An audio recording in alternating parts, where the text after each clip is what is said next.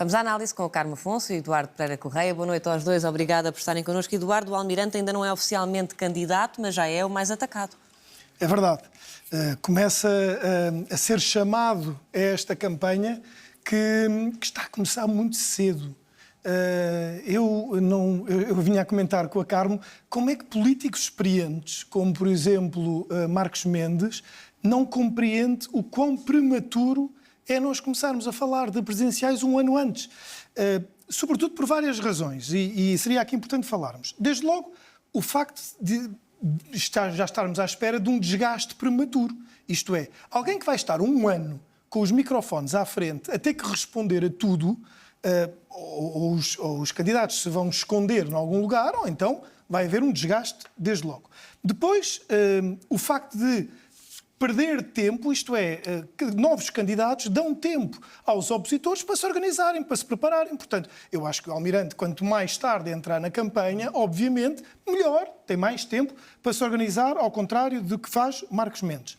Depois, uma questão técnica, mas muito interessante, que é a perda de momento na campanha. Isto é, há um momento na campanha em que os candidatos conseguem ganhar espaço, ou porque dizem algo interessante, ou porque dizem algo, um debate lhe corre bem, uma entrevista. Ora, começarmos com tudo isto um ano antes, perde o efeito. Porquê? Porque ainda vamos ter eleições autárquicas, ainda vai acontecer muita coisa. Depois, há um risco de saturação e de perda de interesse por parte do eleitorado. Isto é, ficar farto a determinada altura daquelas caras. E muitas vezes isso pode levar a que se vote num qualquer que ninguém esteja à espera. Mas e mantinha o espaço de comentário que tinha na SIC? Isso também não seria mal interpretado? Eu não sei se mantinha esse... Ou seja, eu acho que anunciar... Vamos lá ver, nós já sabemos quais são os candidatos e este é o segredo mais mal guardado de sempre. Nós já sabemos à esquerda, à direita, quem já é que vem. Já aposta também no do PS, já é claro. Sim, então vamos deixar para depois. Nós esperamos que seja... Ou seja, essa é também outra coisa estranha. Por exemplo, eu acho que Pedro Nuno Santos não está no nó cego, está num laço cego. Isto é, já é a segunda vez. A primeira foi com o orçamento e agora com as presidenciais. Porquê é que tem que ser o PS a decidir quem é o candidato ou apoiar? Ou seja, não deveria ser o PS a esperar que se apresentassem os candidatos e depois, então, lançava o seu apoio? Ou seja, é outra questão também que não compreendo. Isto é, a sede de ter um candidato único, e que isso é muito interessante, porque se nós tivermos mais candidatos, aliás, com um candidato na área do PS, um candidato na área do PSD e depois o candidato Gouveia Melo expectável, só isto, em princípio, com as sondagens que nós temos, já não dará uma maioria absoluta à primeira volta. Portanto, voltaremos a uma segunda volta. E tudo isto vai levar a que a campanha se estenda muito. Muito tempo. E muito tempo também tem outro risco, que nós já falámos aqui várias vezes, que é o custo da campanha. Sustentar uma campanha durante um ano é caríssimo e, portanto, eu acho um absurdo verdadeiramente nós termos uma campanha tão grande. Por tanto tempo. Portanto, quanto mais tarde para Gouveia e Melo, melhor. Sim, sem dúvida nenhuma. Carmo, é de facto o adversário mais temido e quem já está no terreno já acusa o toque, não é? Sim. Gouveia e Melo foi atacado hoje por Rui Rocha, mas já tinha sido pelo próprio Marcos Mendes, quando ele disse que o país não está para aventuras ou tiros no escuro. Claro que isto era tudo muito dirigido ao Almirante Gouveia e Melo, e é natural, porque nós temos aqui sondagens que, reiteradamente, de uma forma que não devemos duvidar, até porque não vejo que sejam sondagens erradas. Acho que isto corresponde mesmo aqui a uma inclinação dos portugueses, que é ele tem uma grande preferência. Isto num momento em que nós não sabemos quais são as ideias políticas de Gouveia e Melo. Sabemos que uma coisa muito sumária e um bocadinho encriptada, que é o centro pragmático. O que raio é o centro pragmático? Mas nós não sabemos muito sobre, vamos lá ver, a ideologia, as convicções políticas de Gouveia e Melo, é quase nada. Temos boas razões para crer que não é um profundo conhecedor do sistema político e do sistema democrático. Um presidente agora temos um que de facto é um profundo conhecedor e, portanto, o que é que nós sabemos? Que é um homem com carisma, claro que sim, não lhe vamos tirar isso. Sabemos também que é um homem competente, mas é assim, ele não nos vai pôr todos em fila, não é? O que se pede a um Presidente da República é muito diferente. E o que eu quero é A Carla acredita que, à medida que se vá conhecendo melhor Gouveia e Melo, isso pode ser uma desvantagem ou não? Pode ser, mas não tenho a certeza absoluta disso. Porque, por alguma razão, os portugueses neste momento estão completamente, vou dizer, rebeldes relativamente àquilo que poderia ser apreciado num candidato presidencial. E vou dar o exemplo de Marcos Mendes. Marcos Mendes é muito conhecido, tem muita notoriedade junto dos portugueses, tem muita experiência política, é um profundo conhecedor do sistema político, do sistema democrático. E mais, outra coisa que Marcos Mendes tem, e que eu acho que isso não tem sido muito falado, é que Marcos Mendes já mostrou, ao longo do seu percurso, que, de facto, ele leva muito a sério as questões éticas. Quer dizer, nós podemos recordar-nos, por exemplo, quando ele era líder do PSD, ele tomou umas quantas decisões difíceis relativamente a candidatos autárquicos, como, por exemplo, Isaltino Moraes. Lembrou isso mesmo no discurso de apresentação, não é? Pois, mas quer dizer, isto não tem sido suficientemente falado. Ele, de facto, tem tem esse importante crédito. Sublinhar essa parte, não é? Sim, acho que é importante, porque, vamos lá ver, acho que se vamos votar à direita, acho que Marcos Mendes, de facto, é uma boa hipótese. Mas o que é que nós temos? Isto parece que, em vez de ser currículo, é quase cadastro. Porque as pessoas querem lá saber de um político com experiência, de um político que conhece o sistema e que, por isso, vai saber muito bem, como Marcos Mendes diz, criar pontes. As pessoas querem lá saber. As pessoas estão antissistema. Antissistema. Não querem nada saber dos partidos políticos, sobretudo PS e PSD. Não querem nada saber desses muitos anos na vida política. Não, as pessoas querem outra coisa. Querem uma liderança forte, querem uma pessoa que ponha isto, não sei, em ordem, diferente, nem sei como é que querem. Querem, sobretudo, uma pessoa diferente de Marcelo Rebelo de Sousa, nesta altura. Aliás, Estávamos a dizer isso agora. Falávamos exatamente disso. Marcos Mendes tem que perceber que o espaço que tem para ganhar votos é afastar-se da imagem do comentador Marcelo Rebelo de Sousa. Isto é, fazer o mesmo percurso que Marcelo Rebelo de Sousa, tornar-se um presidente populista, um presidente próximo da população, um presidente carismático, selfie. Não é isso que as pessoas querem. Aliás, nós falávamos exatamente disso. Se nós repararmos, no espectro dos presidentes da República, o eleitorado normalmente vai buscar sempre alguém diferente. Isto é, vai buscar pessoas quase diferentes. Oposto mesmo. Ou às vezes o oposto. E, portanto, alguém mais sério nesta altura poderá ser uma boa opção. Isto é, alguém que apela à experiência, à capacidade de criar pontes. E eu acho que esse é o grande segredo de Marcos Mendes, é conhecer o sistema político. Sobretudo se olharmos para um candidato como Gouveia e Melo, ele terá essa vantagem de alguém que conhece o sistema político e que não entra no processo eleitoral, ou seja, nas candidaturas presidenciais, contra o sistema. Porque nós temos que olhar para as últimas declarações do Almirante, que é alguém que é contra os partidos. E nisso, e era isto que falávamos há pouco, não há grande diferença entre um voto de protesto no Almirante ou, por exemplo, um voto de protesto em André Ventura. É mais ou menos o mesmo voto, só que um voto pode ser mais radical que outro. Nós ainda não sabemos qual é a área política do Almirante Gouveia e Melo, mas é um voto de protesto. Ora, os outros candidatos que nós expectamos, seja António Vitorino, seja António José Seguro, seja Marcos Mendes, são candidatos do sistema, isto é, são pessoas que nós conhecemos há muitos anos. Agora, eu acho é que nós estarmos a debater tudo isto muito cedo leva a que não estejamos à espera daquilo que é o improvável. Isto é, eu não estou a ver o Almirante a sair-se muito bem em debates, em entrevistas, como políticos experientes há 20 anos, que conhecem e, sobretudo, que vão ser apanhados. Por exemplo, eu acho que tanto André Ventura como Gouveia e Melo vão ser apanhados em rasteiras simples. Reparem, se nós olharmos, por exemplo... André Ventura menos. André Ventura menos, é verdade. Mas se nós olharmos, por exemplo, para os debates dos últimos tempos de Marcelo Rebelo de Sousa, fizeram perder votos, por exemplo.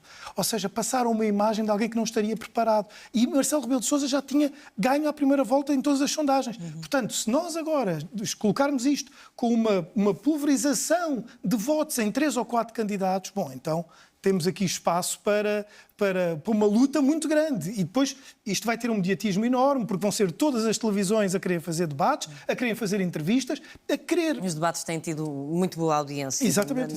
Nas últimas eleições que fomos tendo. Olhando agora para o Partido Socialista, Carmo, o PS está aqui...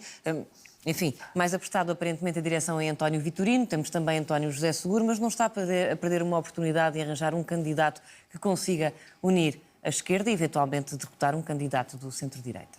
Acho que as perspectivas, se as de Marcos Mendes e as da direita tradicional são parcas, aqui também são, no Partido Socialista. E nós temos o quê? Temos que, parece que o melhor que se arranja é um candidato que está afastado da vida política há 10 anos, um candidato que é um bocadinho divisionista no Partido Socialista, que é António José Seguro, e depois temos um outro candidato que talvez não seja tão divisionista, eu estou a dizer isto, mas ambos foram altamente criticados, a ponto de, o que é que sai da Convenção Nacional? Sai uma recomendação, quase um pedido de Pedro Nuno, vejam lá, parem com estas críticas todas. Porque o que, na prática, o que aconteceu foi que os potenciais candidatos tiveram as maiores críticas vindas do próprio Partido Socialista. Mas estava a dizer que...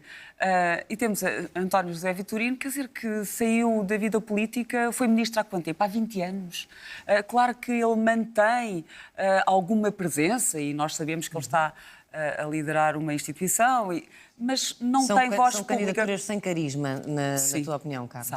São candidaturas com muito baixo carisma, num momento em que, de facto, eu não digo Pedro Nuno Santos, porque eu acho que Pedro Nuno Santos vai estar muito mais em xeque nas autárquicas do que nas presidenciais, mas sim vai estar, de certa maneira... Mas envolveu-se mais no dossiê presidenciais do que, por exemplo, Luís Montenegro. Ou, pelo menos, foi mais óbvio nesse envolvimento do que Luís Montenegro, que ficou também mais na sombra, não é? Teve mais problemas, não é? Ou seja, o que é que ele tem neste momento à mão? Tem dois por candidatos... Isso mesmo poderá sair-lhe mais caro a Pedro Nuno Santos, o PS se o candidato da área do PS não ganhar as eleições, do que a Luís Montenegro. Sim, Luís Montenegro eu acho que está bastante, vamos lá ver, confortável, porque tem a decisão tomada, está tudo organizado e agora vamos lá ver, e será mais uma derrota de Luís Marques Mendes do que do próprio Luís Montenegro. Bom, a ver. Mas aqui no Partido Socialista, o não de Mário Centeno causou muita moça. Causou mesmo muita moça. Não se percebe, não se adivinha que entre estes dois candidatos algum possa acender a chama que seria preciso para ter um resultado sequer para ir à segunda volta. Eu acho que até isso está em causa. Acho que sem Centeno está em causa... Tendo em conta as sondagens, sim. Está completamente em causa. Já agora, há bocado ouvimos ali o Paulo Raimundo e eu não quero deixar de dizer isto. Há um candidato que poderia ser interessante à esquerda que se chama agora acabei de dizer... António Filipe. O António Filipe. É um candidato que podia ser interessante. Ele é maior do que o Partido Comunista Português. Ele deixou ali uma grande...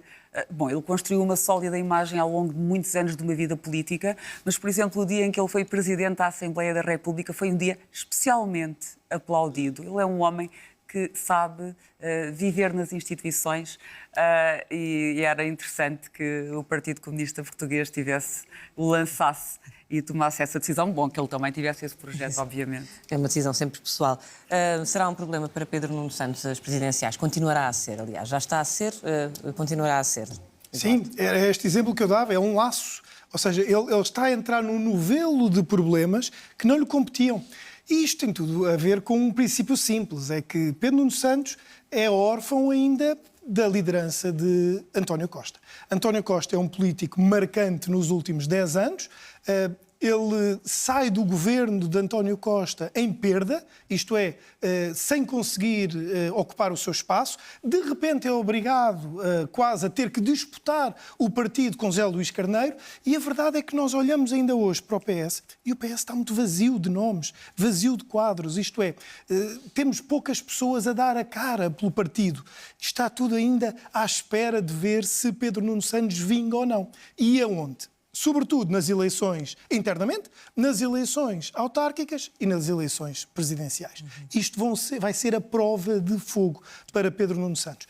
E eu penso que aqui... E a liderança poderá estar em causa Poderá. se esses dois atos eleitorais correrem mal? Sim, não tanto as presidenciais, mas mais as autárquicas. Eu acho que o Partido Socialista é, por natureza, um partido do poder local. Aliás, ganha normalmente o poder local, e perder esse espaço é perder a confiança dos eleitores e virar para a direita ou para movimentos cidadãos. Nós temos que nos lembrar que nos últimos anos os movimentos cidadãos têm aumentado bastante pelo país. E depois tem ainda o fenómeno Chega, que, muito provavelmente nestas autárquicas, conseguirá ganhar algumas autarquias. E, portanto, Pedro Nuno Santos terá aqui um momento para se afirmar e para ganhar espaço. Não me parece que as escolhas que fez para Lisboa e para o Porto sejam candidaturas já vencedoras. Mas também não são, não há votos contados, ou seja, não há derrota já à partida. Mas não me parece que sejam nomes muito fortes, isto é, pessoas com que nós esperávamos contar. Sobretudo pessoas que vinham do antigo Executivo e que poderiam ter algum elan junto da população. E aquilo que nós vemos é que estes nomes afastaram-se. Nós temos Alexandra Leitão, temos Pedro Delgado Alves, temos mais uma ou duas pessoas e pouco mais. As caras do partido neste momento são muito poucas. Isto é, Pedro Nuno Santos está verdadeiramente dividido entre duas ou três fações dentro do partido que não consegue contornar ou aliás, controlar no sentido de ter uma voz única. Mas já tinha tido tempo, Carmo, para organizar este partido e esta liderança da oposição? Ou é sempre difícil? Vamos lá ver. Nós temos que ver aqui uma coisa, não quero com isto, não me interpretem como um exercício de defesa de Pedro Nuno Santos, mas são momentos muito difíceis para ser líder das forças políticas de esquerda. Isto aplica-se a Paulo Raimundo, isto aplica-se a Pedro Nuno Santos, isto aplica-se a Mariana Mortágua. E o LIVRE, nós sabemos, é favorável. Não, o LIVRE sabemos que está noutro, e por razões muito específicas. Qual é o contexto? Não é favorável? Não é favorável, ou seja, os partidos de esquerda estão em profunda ressaca, estão em profunda... eu acho que é muito difícil o trabalho, neste momento, da liderança de qualquer um destes partidos que eu acabei de dizer. E temos que fazer essa interpretação. Pedro Nuno Santos também não enfrenta uma facilidade. Aliás, suceder a António Costa, quer dizer, não é uma pera doce. Suceder a António Costa é muito difícil. É muito, muito difícil. Portanto, é quase... Suceder a António Costa numa altura em que o país parece estar a virar à direita é ainda mais difícil. Ainda mais difícil. Ou seja, ele não tem nada uma vida facilitada. É difícil esta liderança de Pedro Nuno Santos. Muito difícil. E eu discordo de uma coisa que o Eduardo disse. Acho que o nome de Alexandra Leitão não é pouca coisa. Ou seja, eu nem sequer estou a dizer que vai correr bem ou que vai correr... Isso veremos, e também é muito cedo. Mas acho que é uma carta forte. Ou seja, abdicou-se de uma líder parlamentar e foi. Alexandra Leitão é, sem dúvida, uma das figuras mais próximas de Pedro Nuno Santos e acho que jogar essa cartada foi uma aposta muito forte em Lisboa. E ainda por cima, com a possibilidade que Alexandra Leitão tem e que, por exemplo, Mariana Vieira da Silva não teria, de conseguir congregar esforços ou as forças políticas de esquerda para fazer ali um entendimento. Por isso acho que foi uma boa jogada e foi, sem dúvida, uma jogada forte. Foi uma boa aposta. Depois do verão para ver como é que corre. Sim, Carmo sim. Afonso e Eduardo Pereira Correia, obrigada. Boa noite aos dois.